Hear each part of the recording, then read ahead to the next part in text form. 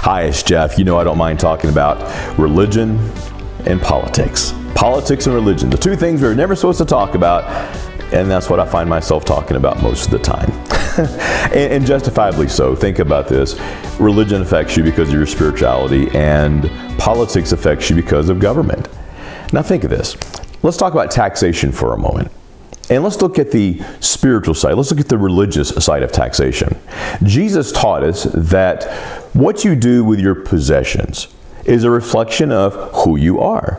Remember, he said, where your treasure is, that's where your heart is also. He talked a lot about how that who you are and what you do are connected. So let's take that to taxation. Because think about this. Do you own your property? Well, as long as you're paying property taxes, the answer is no. Because what happens when you stop paying taxes? The government, can come get your stuff. So that implies ownership of government. So the government evidently owns your property. Because how could they take it if you didn't pay your taxes? So basically, everybody's just renting their property that's paying property taxes. So think of this. The government then evidently owns us, because if my property and me are connected, then if they can tax my property and take my property, if I don't pay my property taxes, we should call it property rent, then they basically own me, do they not? If my property and me are connected, as what Jesus said. This has to stop. How can it stop, Jeff? Well, what you do is implement a sales tax.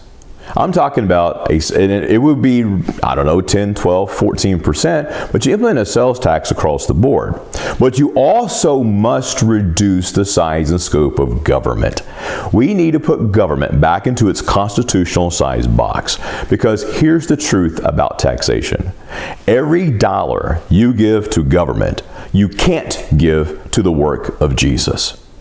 Think about that. Every dollar you give to the government, you cannot give to Jesus. Jesus said, give to Caesar what is Caesar's, but give to God what is God's. Well, we live in America. We live in a place that is based on freedom.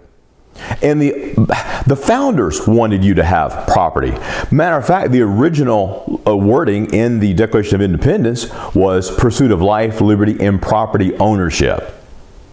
They changed it to pursuit of happiness, because in their minds, because they read Cicero, they read John Locke, and those writings both talk about the ownership of property being the cornerstone of a republic.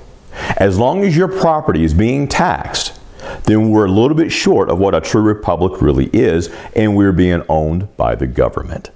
Look it up for yourself. These are truths that need to be talked about, because we connect politics and religion, because those two things affect you on a daily basis.